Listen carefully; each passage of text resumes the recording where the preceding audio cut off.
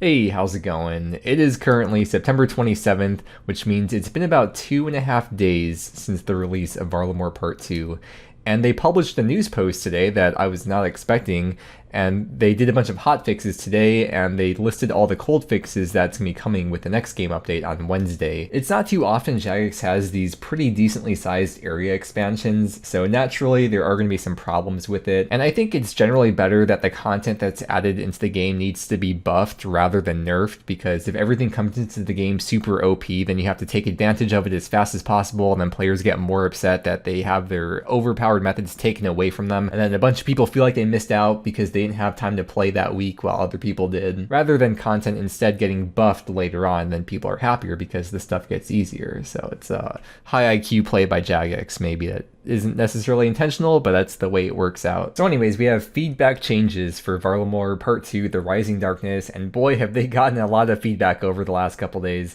Let's jump into it. Naturally, because there's hundreds of thousands of people that play the game, there's going to be a lot of feedback that they need to address.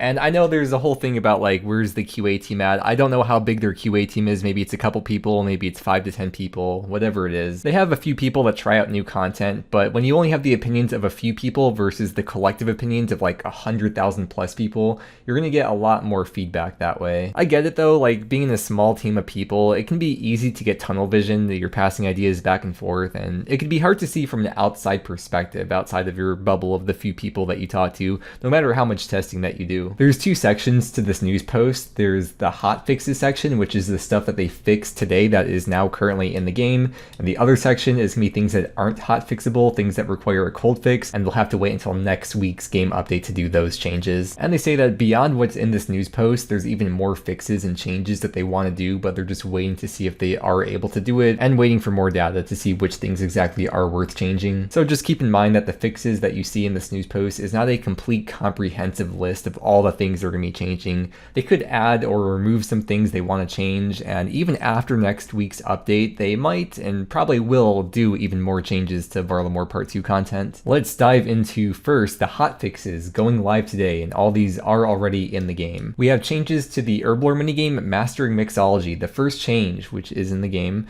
Players can now hand in multiple potion orders at a time. There's always 3 potions in the order, and previously you could only turn in 1 per order and it would refresh all them, but now you'll be able to hand in up to 3, so you could do 1, 2, or all 3, and no matter what amount of potions you turn in, it will always refresh all 3 of the potions. I made a mixology video already, so if you want more in-depth info, I'll link my mixology video in the description, but let's try this out. So we're going to make the Marley's Moonlight, so we'll come here, and then we'll go straight back to making the next one, Mega Light Liquid. We'll grab that potion out, and last one is going to be MMM. Probably want to do these in the order it says on the list, so let's try with this first one. We'll crystallize it. Next one is also going to be crystallized. I'm curious, can we do 2 at the same time? Like, can we have... oh no, we can't have both of them going. You have to only pick 1 at a time. But let's see, when I turn in all 3... nice, that's 90 points total because it's 30 points per potion if you do it right. Ooh, herbs. Speaking of the herbs, I saw there was an update with the herbs in the news post. We'll get to that though. No, I didn't realize that when you leave this area, the digweed that you get, it disappears. Well, now I know. Next, players will only receive orders that they have the herblore requirement for, meaning you won't have to force a refresh, because if you had like the bare minimum, I think like 60 herblore, then a lot of the potions that you get in your orders will be ones that you couldn't make, so you'd have to purposely hand in an incorrect potion in order to refresh the list. But now that is no longer a concern, and if you do currently still have orders that you can't fulfill from before this came into the game, then just hand in an order and then all 3 will refresh and you'll never get orders that you can't do again. They doubled the frequency that digweed spawns, and they fixed the bug where it wouldn't spawn in the northwest corner, and when it does appear, it was only 6 seconds that you had to collect it before it would disappear, but now that has been upped to 20 seconds. I have this interesting clip from yesterday when I was doing mixology. The digweed spawned, but I didn't notice it at first, and by the time I noticed it, I was able to click on it, but it disappeared as I was running because I had taken too long. But despite it not being there though, I still got the herb. Next, they added an extra tick of leniency to the agitator. For the speeding up click, you'd have to either click on the tick before I think that it happened, or on the exact same tick that you would see the reaction thing happen. So let's see now if I can kind of just react when I see that worked. Yeah, that's A lot better than yesterday. And the last of today's mixology changes is that they changed the reagent pouch so that you could only withdraw from it in banks. I don't know what it was like before. Does that mean you were able to withdraw from it anywhere? Because I assumed from the beginning that you'd only be able to do that in banks, so that's interesting that it came into the game that way. They're going to look to whitelist other locations besides banks to be able to withdraw from the reagent pouch in the future, because it could be useful for some multi-skilling applications. So I guess they want people to use it for skilling, but if they allow it to be used anywhere, then people take advantage of that by using it in PVM situations to significantly increase their supply of potions. And no, I don't know why I went backwards when I was highlighting that. There's one more section of the hotfixes that went live today, which is Huey changes. It says fixes coming after newspost, but as of the time of recording this, these have already come into the game. According to this tweet, it says, we have deployed the hotfixes for Huey mentioned in today's post. So what are those hotfixes? The prayer pillar mechanic will remain active during the tail phase, giving you a little more to interact with and also not overly punishing you if this phase starts before you've triggered the pillar's damage buff.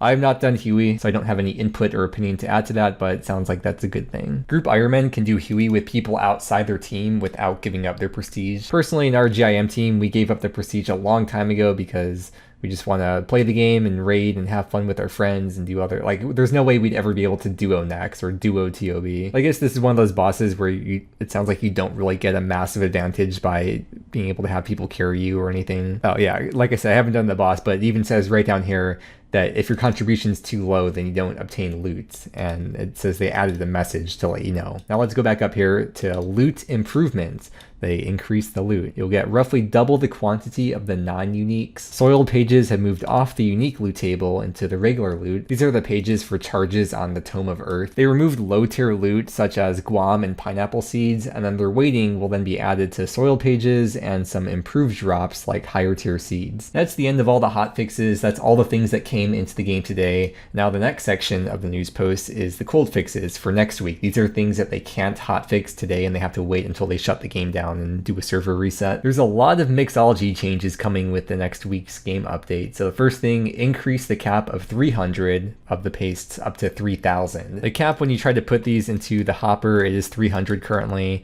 It's not super annoying, but it is a bit of a bother because you do have to come by and deposit into this hopper somewhat frequently when you're doing this minigame, especially if you're grinding it out for a long time. I've only done like maybe 2 to 3 hours total so far with this minigame, so I can imagine if you're here for like 20 hours, the time running back and forth to the hopper would add up quite a bit. Reduce the wander range of Supervisor Lalo to stop him from getting in the way of the bank chest. Rename... Wait, no, this should be a separate bullet point, so let's stop right there. Here is Supervisor Lalo. He is currently under me in front of the bank chest as I read out that news post. That's funny. This next thing is they're going to rename the pre-pot device to the Chugging Barrel.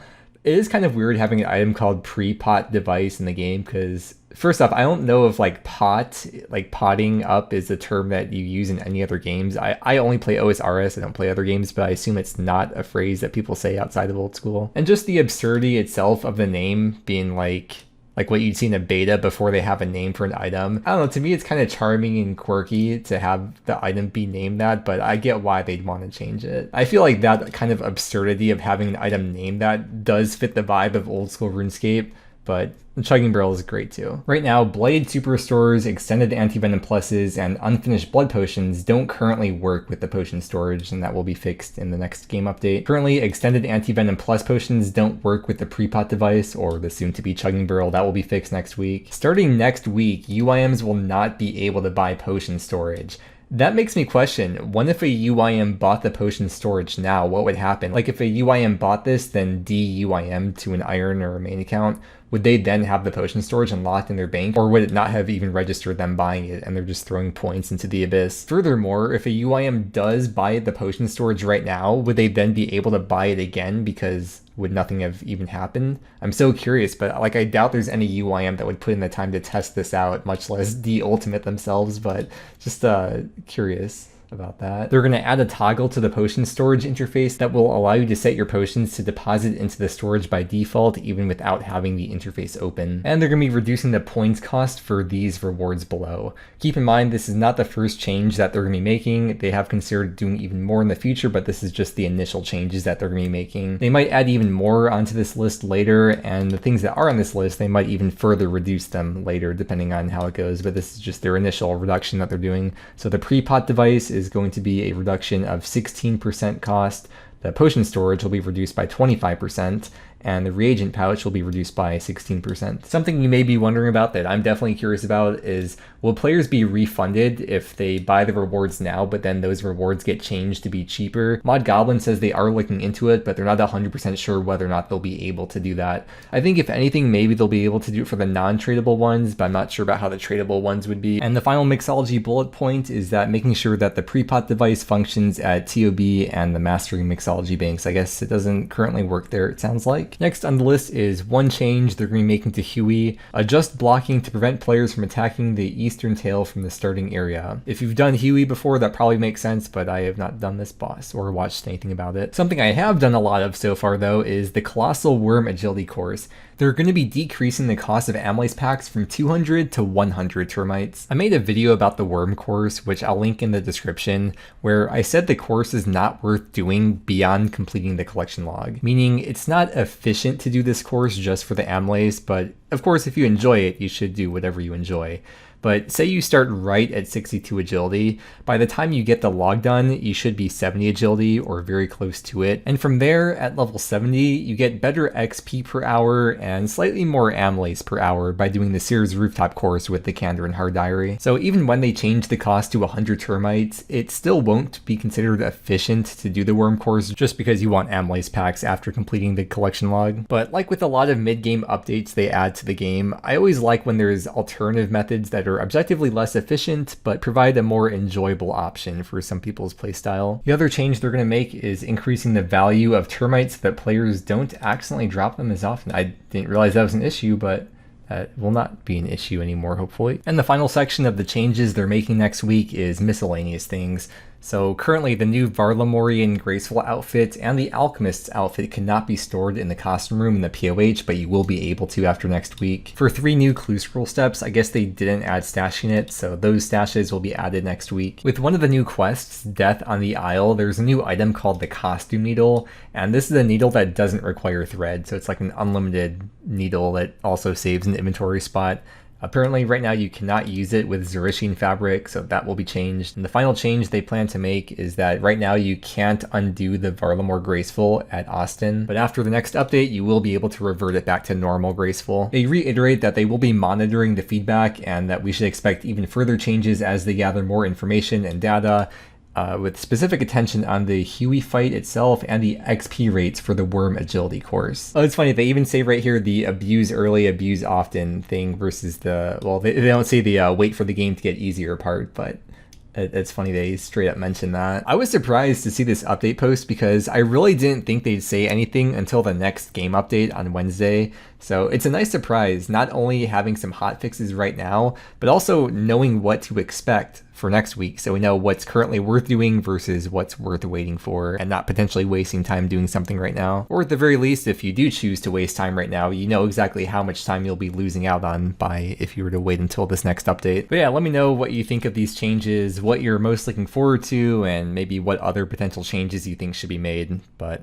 with that said, thank you so much for watching, and have a great day.